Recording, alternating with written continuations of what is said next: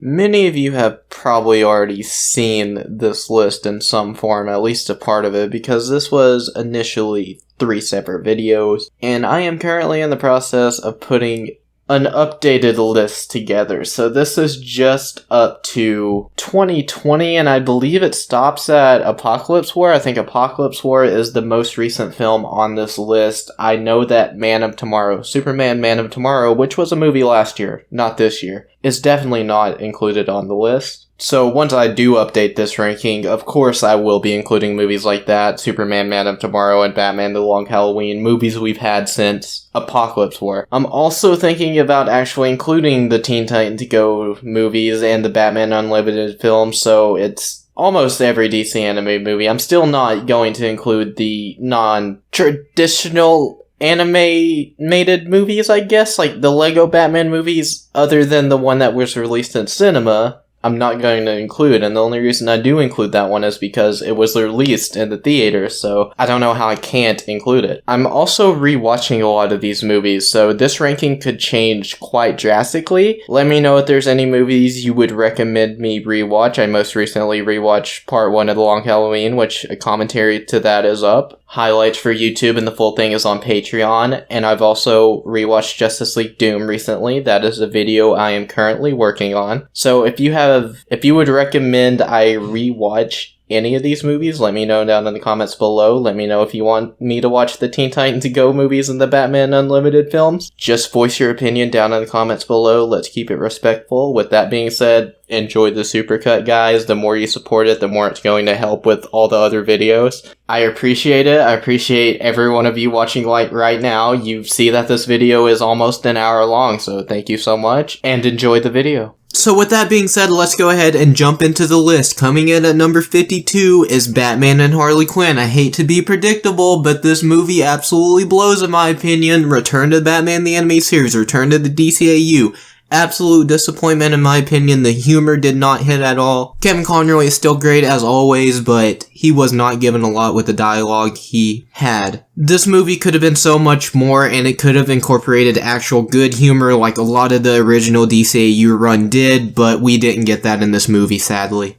Very similar situation with Superman Brainiac Attacks. This movie is just dull and boring, and it has the DCAU animation, it has the DCAU voice cast. Tim Daly is Superman, but it is not set in the DCAU, and I am thankful for that because this movie is extremely disappointing. Just looking at the animation, you would think it would be great because you would think it's part of the DCAU. It is not, and that is evident. It's weird that it's the same animation style. While being its own thing, I do prefer this to Batman and Harley Quinn. I just think that movie was way more disappointing than this one was, but this is still a boring watch. You'll notice a trend in these bottom movies. Disappointment. Batman Gotham Knight was extremely disappointing. I have not seen this movie in years, and as a Batman fan, as a movie fan, it's pretty evident how bad it is with me never revisiting it, never having the urge to revisit it. It's 6 separate stories that was supposed to tie in with the Dark Knight trilogy. It didn't even tie in with that. False advertising probably to get more people to buy it and watch it, and the movie just is not that good.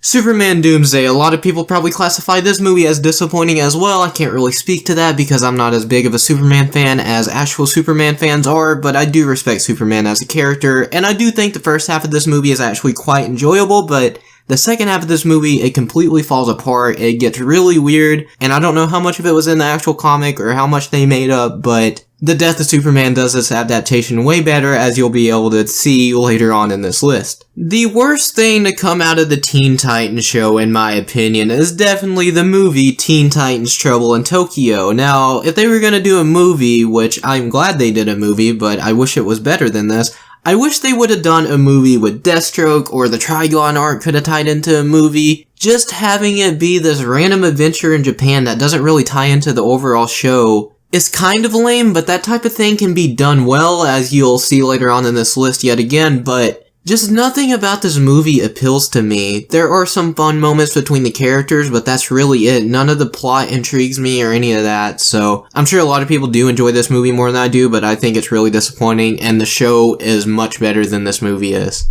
Back to disappointing comic adaptations, Batman the Killing Joke. Now, I do enjoy this movie more than a lot of people, and that is saying something as it's coming in at number 47 on this list. All the Batgirl stuff I absolutely despise. That's pretty much agreed upon by everyone that's seen the movie. The actual Killing Joke stuff, though, I find it enjoyable. I think Mark Hamill gives a good enough performance. He has had way better performances, which is kind of disappointing because Mark Hamill always said he'd come back to voice the Joker for this movie, and he came back to voice the Joker for this movie. The script didn't do this movie justice, though. But when you put Kevin Conroy and Mark Hamill together, you're always at least going to get some enjoyable interactions between their two characters, Batman and the Joker. Wonder Woman Bloodlines. I was looking forward to this movie quite a bit, then I saw it and felt extremely underwhelmed. This movie has no charm, no charisma like the original animated Wonder Woman movie does. The original blows this out of the water, and this was just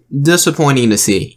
I know people love this movie so much more than I do. This movie has actually kind of grown on me because of some things people have said. I've took that into consideration. I still can't put it that high on the list though. All-Star Superman just isn't for me. The movie just isn't made for me. I'm not saying it's a terrible movie. If you love the movie, love the movie. Love what you love.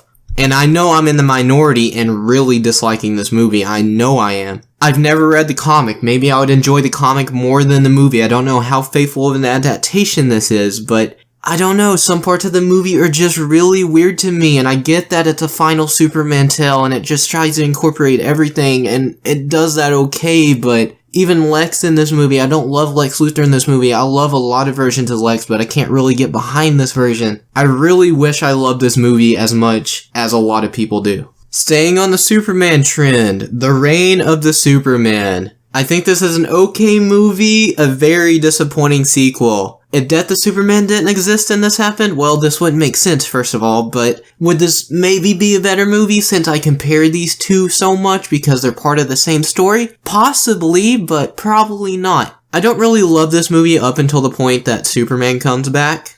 Cyborg Superman is a very uninvesting villain in my opinion. I think he's one of the weakest in any of these movies. And here comes another movie I know a lot of people love, but I can't really get behind, Justice League War. I've discussed it in the past. It's mostly probably Darkseid for me. I think Darkseid is an extremely disappointing villain in this movie, and Darkseid is one of my all-time favorite comic characters. I think the first half of this movie is good, and all the characters are written extremely well. I really do enjoy the first half of this movie, then everything just starts to fall apart for me in the second half. Superman Unbound. I wouldn't say I enjoy this more than Justice League War, but I would say the problems I have with Justice League War are a bit bigger than they are with Superman Unbound. I just think Superman Unbound is kind of boring, to be honest. Parts of this movie are entertaining enough, and I actually do kind of like the end when Superman is explaining humanity and what it means to be human to Brainiac, and that's kind of how he defeats him, which is pretty cool in my opinion. Green Lantern Emerald Knight is kind of like Batman Gotham Knight, but done better. I think the stories told in this movie are really hit and miss. I really enjoyed some of them, and I really had a boring time watching some of the others, but overall I think it's okay, and as a collective whole, the movie is solid enough. I think the movie actually does a pretty good job of making Hal Jordan feel like the main character, but not really giving him the spotlight, because he's not really involved in any of the stories he tells, but he is the narrator of the movie, really, which I found to be pretty unique and interesting. Another movie I found Darkseid to be pretty disappointing in, Batman Superman Apocalypse. I think some things about this movie are pretty interesting. I think it's interesting that it's Batman, Superman, and Wonder Woman. You got the Trinity, Supergirl is there, and it's those four against Apocalypse. Definitely me being a Batman fan, of course the highlight of the movie for me is the Batman Darkseid encounter. Batman showcasing how truly powerful intelligence can be. And I have to respect them showing Supergirl some love. I just really love it when they show lesser known characters that aren't the main core of the DC, like Batman and Superman, Wonder Woman, in these movies. I just really enjoy that. Batman Mystery of the Batwoman is maybe one of the most hit or miss animated movies I've seen. I think at points this movie can be pretty brilliant and the dialogue can be pretty sharp. At other points this movie can feel kinda dumb and lazy. It's really hit or miss scene from scene, really. Kevin Conroy is great as always. I'm gonna keep saying that multiple times in this video, I can already tell.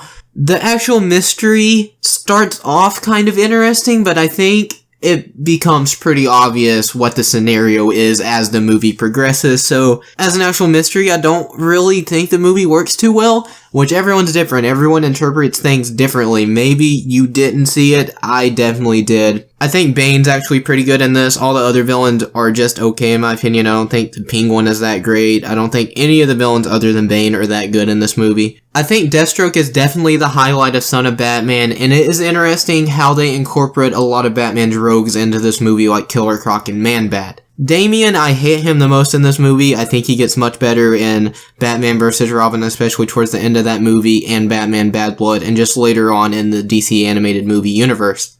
Deathstroke is easily the best part for me, and he's really the only reason I would want to go back and rewatch this movie, but I think he is much better in Judas Contract than he is in this movie, so that kind of keeps me away from this movie, and that kind of bumped this movie down after Judas Contract was released. Justice League Throne of Atlantis, much like Son of Batman, I think the villain of the movie is easily the highlight. Orm! Ocean Master, he is one of my favorite DC animated movie universe villains, and he only has this movie to showcase how good he is. Sam Witwer voices him to perfection.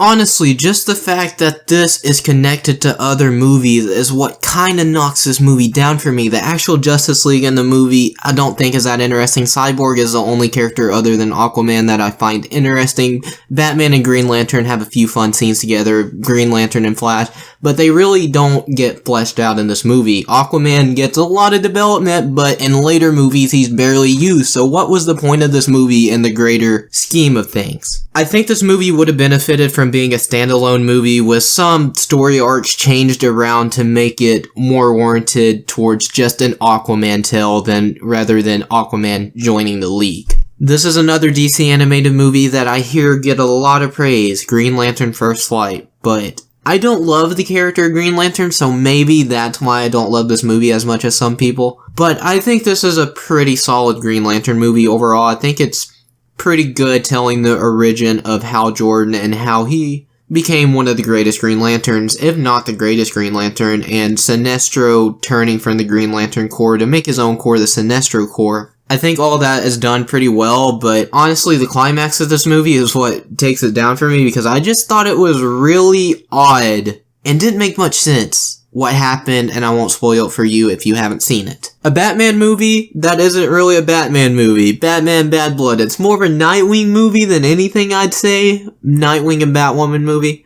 Well, it's really a Bat Family movie that's more about every member of the Bat Family that's been introduced up to this point. That's not Batman. That being said, for Bruce Wayne not being in much of this movie, and what he is in it, a large part of it being him brainwashed, it's a pretty good movie. I think it's written pretty well. I think the villains they used are really interesting. They use a bunch of B and C listers, maybe even D listers, like the Calculator. Like, who was the Calculator? Who knows who the Calculator is before this movie? Overall, I think it's a pretty fun watch, and there are definitely better and more enjoyable DC animated movies, but I think this movie is pretty damn good for what it is.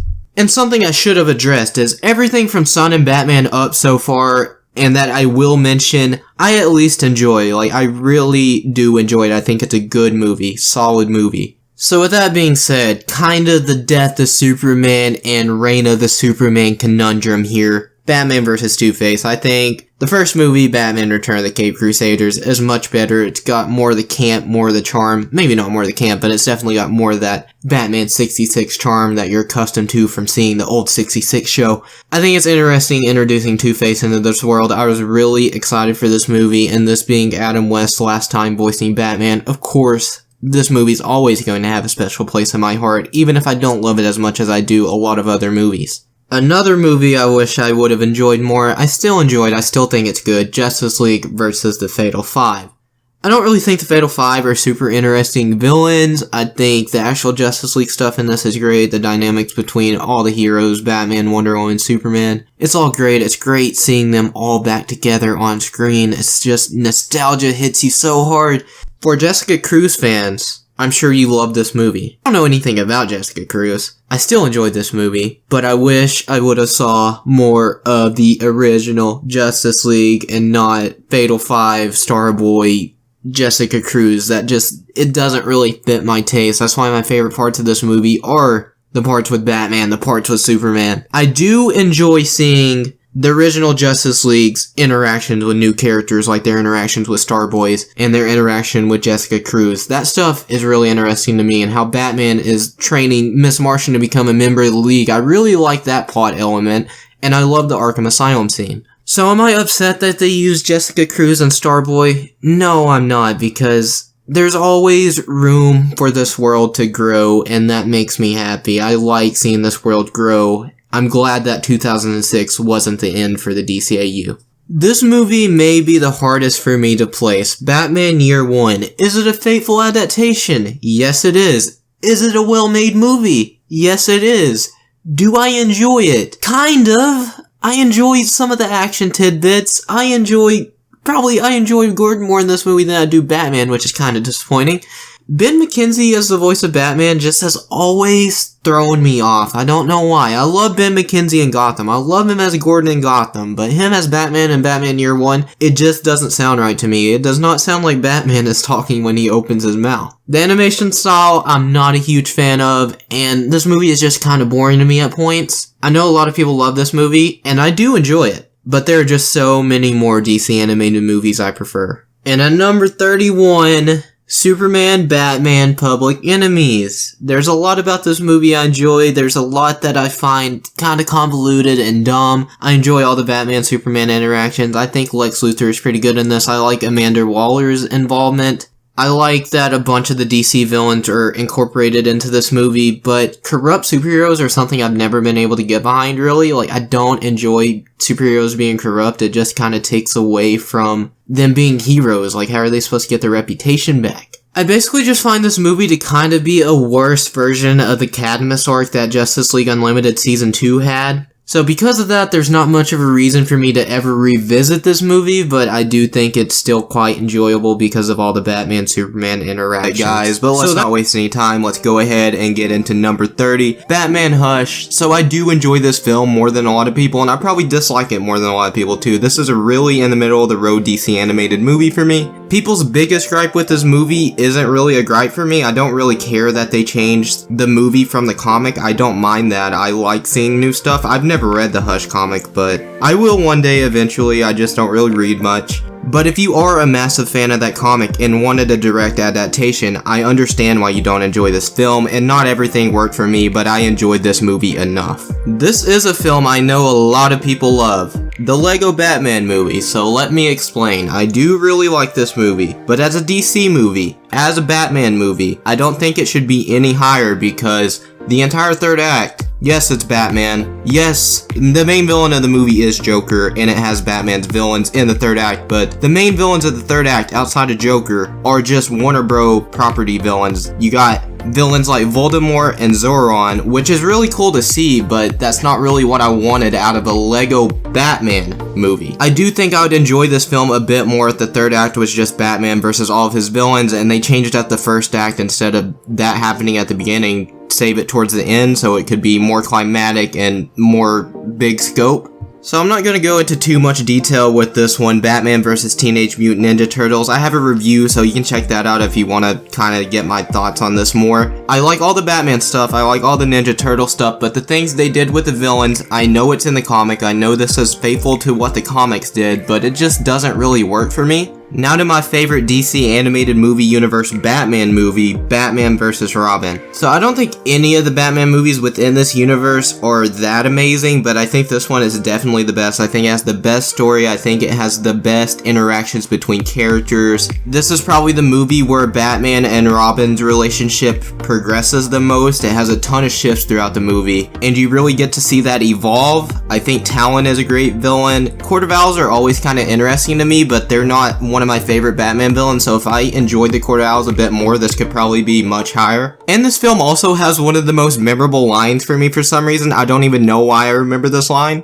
Well, I was trained by Bruce Wayne, and every time they met, he kicked Ra's al Ghul's ass. The Batman vs. Dracula, it's not that different from the show, but that doesn't take away that it's a damn good movie. The tone in the film is much different than that of the show, though. It's a lot darker, and I love how they incorporate the Joker and the Penguin into the movie. It's actually incorporating elements that you are accustomed to into a Batman vs. Dracula film, and I think all of that is done extremely well and elevates the film. Still not a ton of depth to the movie, though, so I can't rank it too high. This film does carry a lot of nostalgia with me, though, because I grew up with the Batman TV show, and it's just a fun, entertaining watch. I think that Justice League vs. Teen Titans serves as a great introduction to the Titans in this universe, and I really like to see Cyborg's interaction with the Titans because, of course, he was originally a member of the Teen Titans, progressed into the Justice League, so I just found it really enjoyable seeing his connections between each of them, how he is a member of the Justice League, but he's more of a teen, so he really relates to the Titans. Also, some really interesting stuff in this movie happens in the third act while they're in hell, like what's happening with Beast Boy and then, of course, Damian seeing Ra's. For a movie titled Justice League vs. Teen Titans, though, I really wish we did see more of Justice League vs. Teen Titans.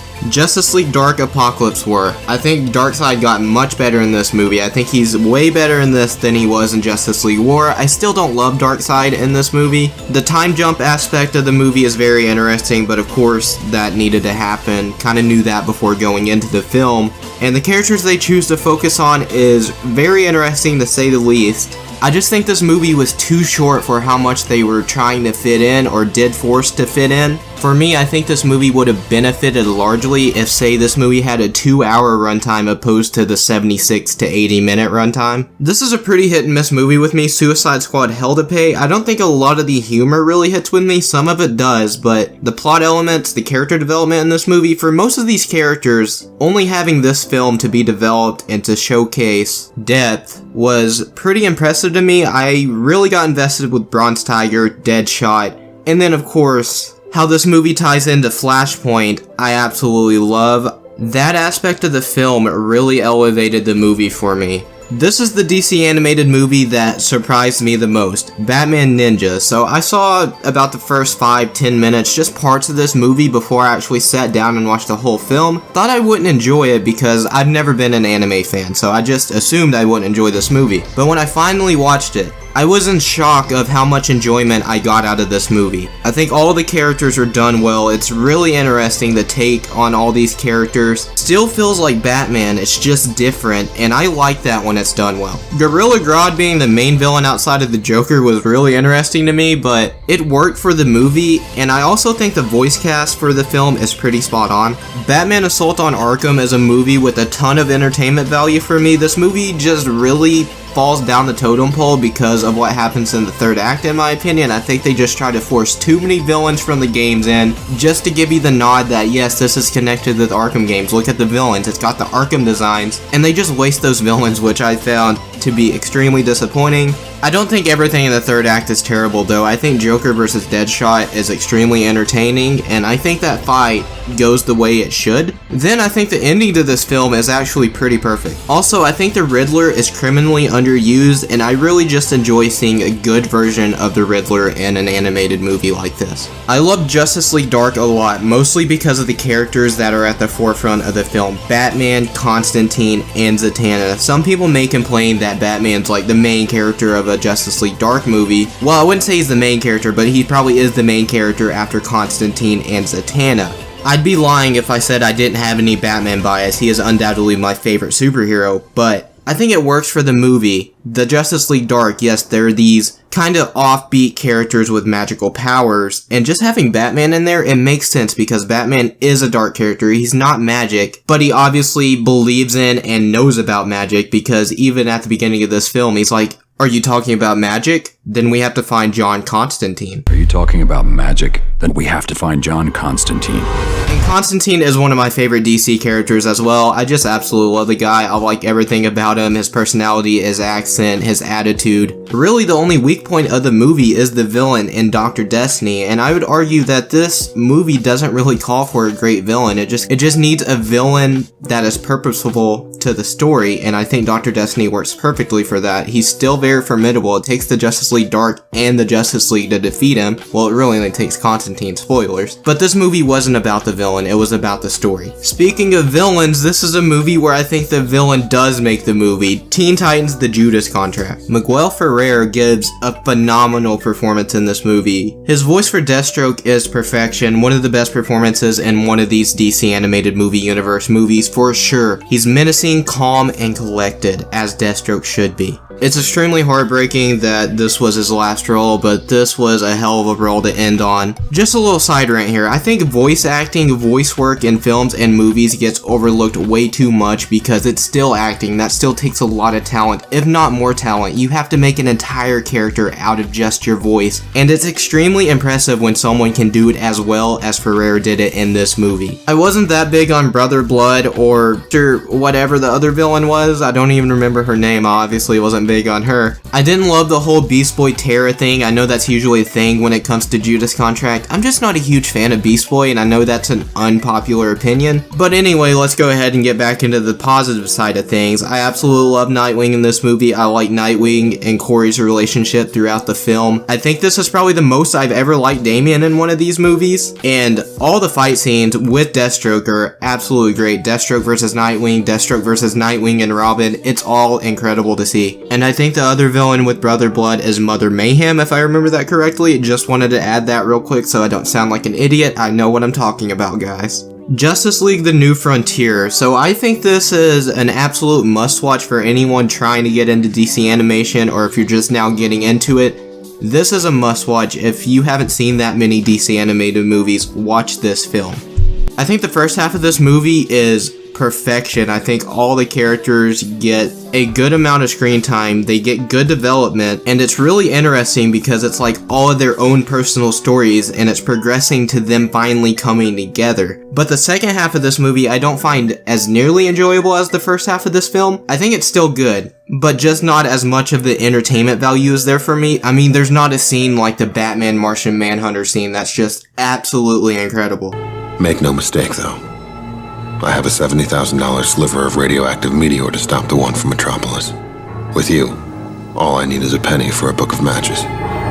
Batman Return of the Caped Crusaders. So, I have an insane amount of nostalgia for Batman 66. I don't really know if that's common with people my age because it's Batman 66, it's such an old show, right? And someone like me, we already had the Burton films. We were growing up with the Dark Knight trilogy. Had shows like Batman the Animated Series, Justice League, all the DCAU shows, The Batman. We had so many versions of this character, but if you are really a Batman fan, if you're a true Batman fan, you gotta have respect for Batman 66. Adam West put Batman on the map. Would Batman be as big as he is now without Adam West? Maybe, but I don't know. Adam West and Batman 66 undoubtedly was such a huge stepping stone for the character of Batman, and it helped etch his name into history. So yeah, that's basically just a long-winded way of saying I love this film. I love the nostalgia you get from watching it. This is just like watching a long episode of the show, except it's animated,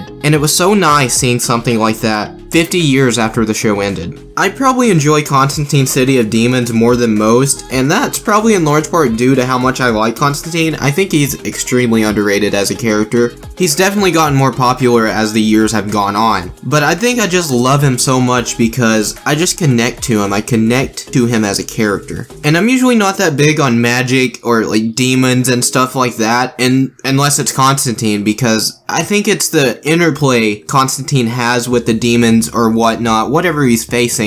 The interplay between him and the other characters is just so perfect just because of the dialogue Constantine gives. That's another thing I love about his character. His humor usually always hits with me, when he's written well at least. I just gravitate more towards the darker humor than actual quote-unquote funny humor, I guess. Nergal is one of the better villains in one of these connected movies, and I really thought the city of London being an actual person yet being a city at the same time was such an interesting concept to the movie. And the story is so extremely personal and emotional. If you haven't seen this movie, check it out, seriously, it's worth it. This movie basically just brought me back to my childhood. Scooby-Doo and Batman the Brave and the Bold. Yes, there were Scooby-Doo and Batman crossovers in like the 70s or 80s, and I saw those when I was younger. I really enjoyed them. But this movie shocked me by how actually good it was, how well written it was, which it's kind of just an extension of Batman the Brave and the Bold, which that show's written extremely well. And that take on the character is just such a thoughtful and caring take on Batman.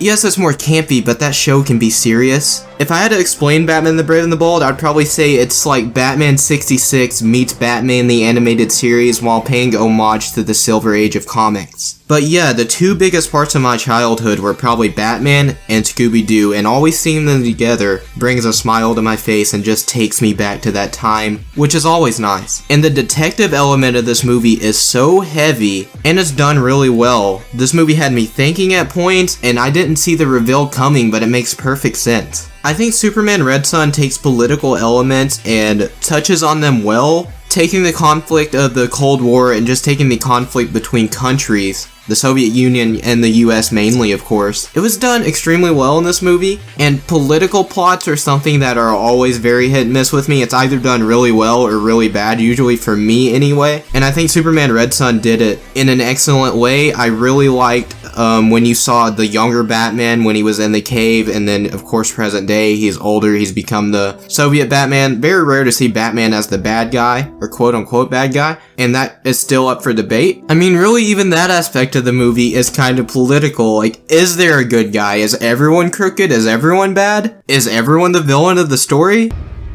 I am the villain of the story. I love seeing how much Wonder Woman had to do in this film, and I really love the ending of the movie. I like the direction they took Superman's character. This is a movie that I believe fans are really divided on. Batman and Mr. Freeze Sub-Zero. So I have a ton of nostalgia for this movie. I watched this film so much growing up, but that's not the only reason I love it. I do think it's a legitimately good movie. Yes, it just feels like a longer episode of the show with some better animation. I do think the animation in this film is better than it is in the actual show, which is something I don't even think Phantasm accomplished. I think the animation in Phantasm looks exactly like it does in the show, but you can tell at points the animation looks really weird in this movie, but most of the time the animation does look crisper. It looks cleaner than it does in Batman the Animated Series. So they do use CG time from time in the show, and it always looks weird to me, and in this movie I think it's used better than it is in the show. I think the CG looks better. You know, they could probably afford more since this was a movie,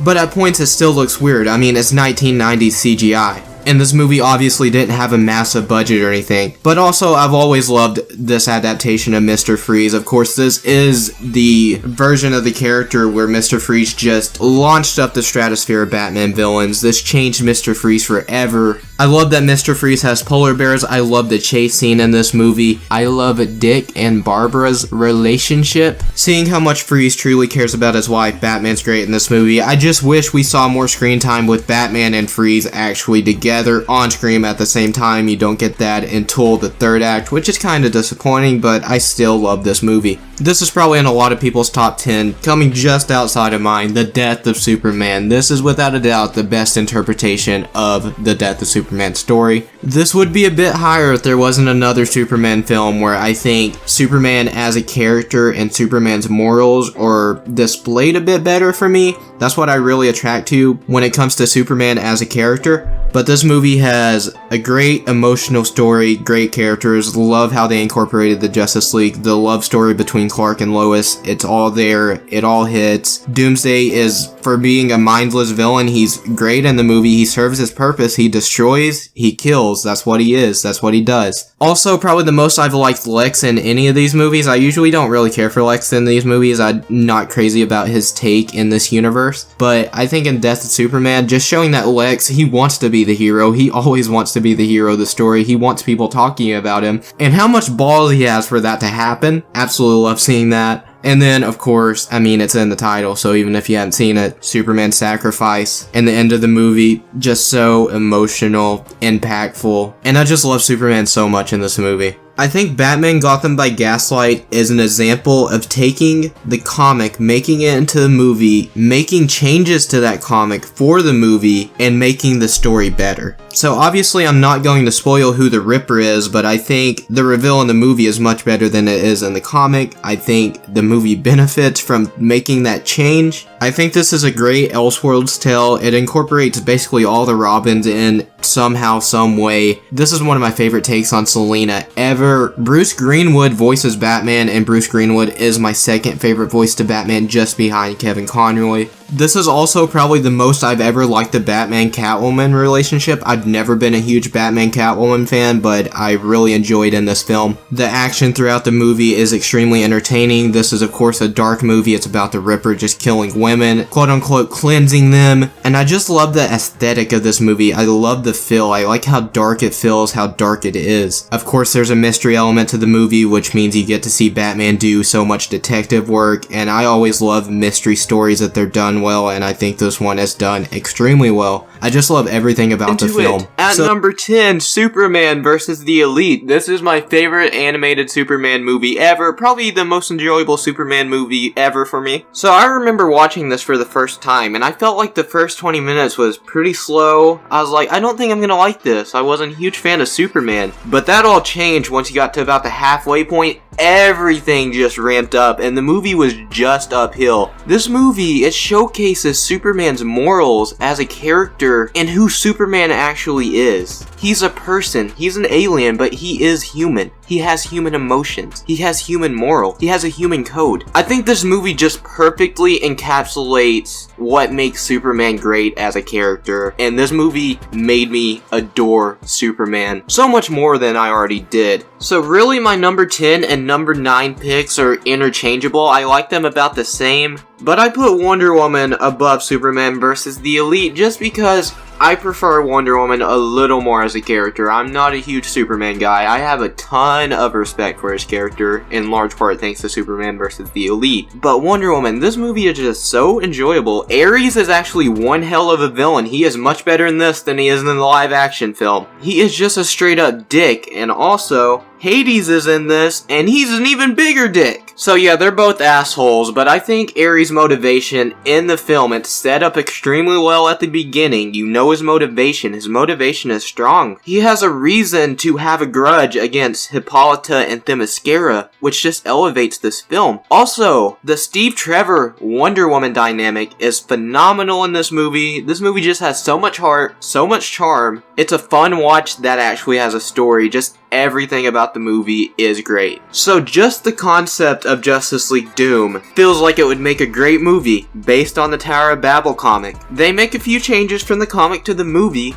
but they work. This film is amazing. So the villains they chose to incorporate to counteract the members of the Justice League was kind of interesting, but it worked, and they were utilized well in the film. And honestly, I kind of wish I could rank this film a little higher because I kind of have a soft spot for this movie. It is great, but the reason I really do care about this film is because mainly it's Dwayne McDuffie's last movie. He passed away after working on this film, and I think it was a hell of a movie to end on, but of course, always sad when that type of thing happens. Something I think this film does extremely well is make it feel like a Batman movie and a Justice League movie at the same time. So obviously the main plot point is that Batman's plans to take down the Justice League are stolen, and I wouldn't even say Batman really has more screen time than the rest of the Justice League. He just feels like the main character because the entire plot is based around something he did. Alfred, get the Batwing ready. The Justice League is under attack. By whom? By me! But of course, as a Batman fan, I love how much his intelligence is showcased in this, how dangerous Batman really is, and with prep time, he can take out any motherfucker in the DC universe. Honestly, Batman's just a fucking badass in this, and I love it. Also, the voice cast is amazing. Come on, it's the DCAU voice cast, basically. If you people can't see the potential danger of an out-of-control Justice League, I don't need to wait for a vote. I don't belong here. As I mentioned previously during this ranking, in the previous videos, I absolutely love a good mystery story, and Justice League Gods and Monsters is just that. This movie is an Elseworld story, but it incorporates so many DC characters, iconic and more obscure characters. The changes made that we are not accustomed to are fun, they are brilliant, they work amazingly for the story, and the writing in this movie, just the storytelling in this movie is mind-blowing to me. As an Elseworld story and as a mystery, this movie is basically perfect. It makes interesting changes to the characters. It gets you invested in these characters. The changes they make sense. They are brilliant. They work great within the context of the story, and the mystery is so good. I didn't see it coming. If you haven't seen this movie, watch it, please. So Justice League Crisis on Two Earths has one of the most badass Batman quotes of all time. We both looked into the abyss. But when it looked back at us, you blinked.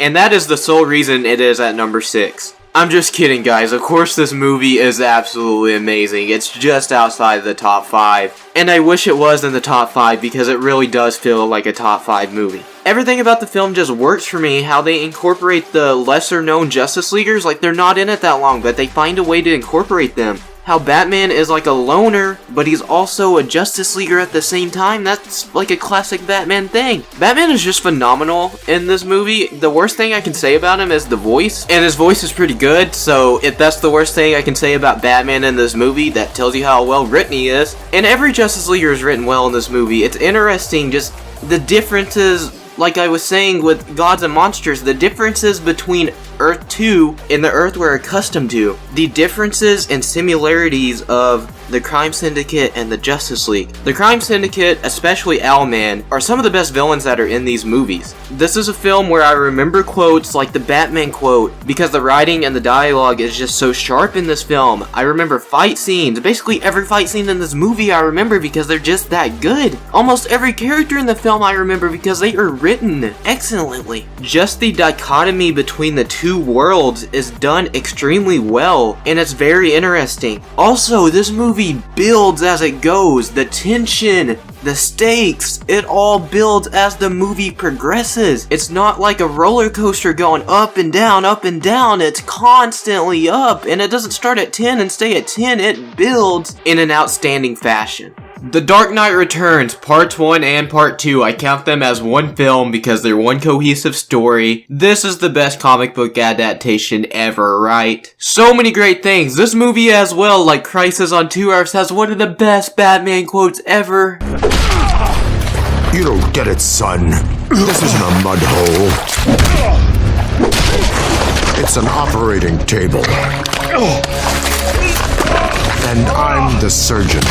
Lifted from the comic, of course, but that does not take away from Peter Weller's delivery and just Peter Weller's overall performance as Batman, and Bruce Wayne in this movie is phenomenal. Michael Emerson is one of the better voices for the Joker. The Batman vs. Superman fight is epic. The Batman versus Mutant Leader fight is fucking amazing. Green Arrow is incorporated extremely well into this movie. Carrie Kelly is an interesting character. The movie just adapts the comic and tells the story in such a faithful and great way. Batman Mask of the Phantasm. Shockingly, I don't actually have that much nostalgia for this film. I did not see this movie until I was older. I saw Return of the Joker and Sub-Zero as a child. So those actually carry more nostalgia with me, and I may be more connected to both of them than Phantasm. Phantasm is undoubtedly a better movie than Sub-Zero is, though. As I said when I talked about Sub-Zero, I think the animation in Sub-Zero is actually better. What you get in Phantasm is what you get in the show, pretty much. Other than the opening title sequence, which is great. Phantasm is really more of an anti-hero in this, kind of a Punisher / Batman combo, really. And the Joker is the main villain of the movie. But this is one of Mark Hamill's greatest performances as the Joker ever, and Hamill as the Joker is always great, but he fucking took it a step up in this film. This movie balances present day with the past so extremely well, tells the origin of Batman, how he felt like he had to become this. Then he had hope, and he literally went to his parents' grave, prayed to them basically, to not have to do it, and then things fell through. And the inevitable happened. Batman was bored. Batman and Phantasm actually only really face off once in this, but it's one of the greatest sequences in the movie. This movie is just filled with great sequences, great acting, great dialogue. It's just a damn good story. I actually have a review of this film up on the channel, so I'm not going to waste too much of your guys' time going over it here. Justice League The Flashpoint Paradox is absolutely phenomenal. Reverse Flash is such an asshole. He is an amazing villain. The voice cast in this movie is perfect. This is the only Flash movie we've gotten, but it is so fucking good. I don't know if any Flash movie will ever be better, live action or animated. Thomas Wayne Batman is one of the better takes that isn't Bruce Wayne on Batman. And this is just an insanely emotional and entertaining film. The entire world literally falls apart from a decision Barry made out of love. The world falls into complete chaos. The Justice League falls apart. Half of them are evil, half of them are trying to save it, and this is basically the apocalypse because of one decision one hero made. But just how well written, well paced, well acted, and how spot on all the characters are and all the character interactions are, how great everything is, makes this movie something special. I know this is going to be so many people's number one. Batman Under the Red Hood. So I think the villains incorporated into this movie are used so well, so smartly, and so sparingly, other than the Joker, of course, because the Joker is the main villain. You need the Joker for this story. But Ra's al Ghul and Black Mask are incorporated brilliantly. How Ra's ties into Jason, it all makes sense. It's all told so perfectly. Then Black Mask breaking the freaking Joker out of all people. And Ra's also connects to the Joker because Ra's got Joker as a distraction, and that's when things went overboard. And obviously Jason comes back as the Red Hood,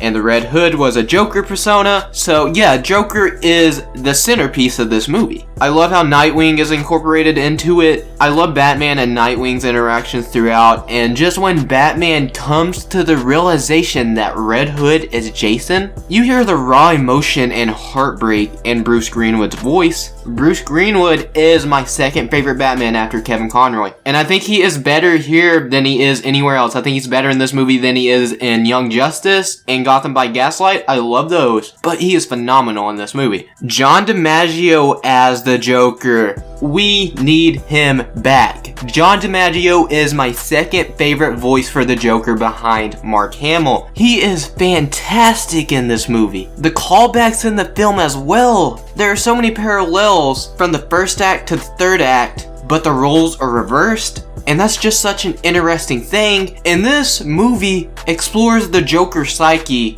better than maybe any other animated movie does. Then, of course, the way this film ends is so ballsy, but it's so damn good. It's so emotional. It is heartbreaking, but it fits so well within the movie. Just everything about this film is basically perfect. But number one, everyone saw it coming if you know anything about me. Batman Beyond: Return of the Joker. This movie is perfection. This movie is my childhood. This movie is basically my life. Look, I know I can't fairly say how much nostalgia plays into my love for this film. I know it adds to it, but even without that, this film is absolutely great. This is one of the darkest and emotional DC animated movies you will ever watch, especially the flashback scene. The flashback scene is so phenomenal. I think it's the best scene in any animated superhero movie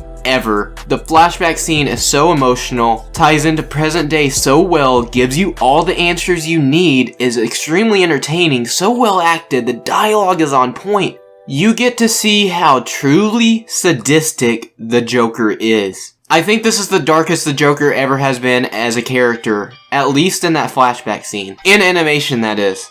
Joker's henchmen are actually characters too. They have progression, they have personality, they have cool ass designs. Michael Rosenbaum voices Ghul. The incorporation of the Bat family is done so well in this film, and I'm not going to go into too much spoiler region there because if you haven't seen this, watch it. You need to, it's so good. But look, the flashback scene, Old Man Bruce and the Joker are not what make this movie this great. Terry McGinnis, Batman Beyond, proves himself so much in this film. He proves that he is Batman. He's his own Batman though. He's a different Batman than Bruce Wayne was, but he's Batman. And going toe to toe with the biggest Batman villain of them all is the best way to prove that. Yes, Terry is so much different than Bruce as a character, but he has so much progression in this movie and really proves himself. He proves himself worthy of the mantle and the title of Batman. And that, along with Mark Hamill's amazing performance and that fantastic flashback scene, help elevate this movie to beyond great for me.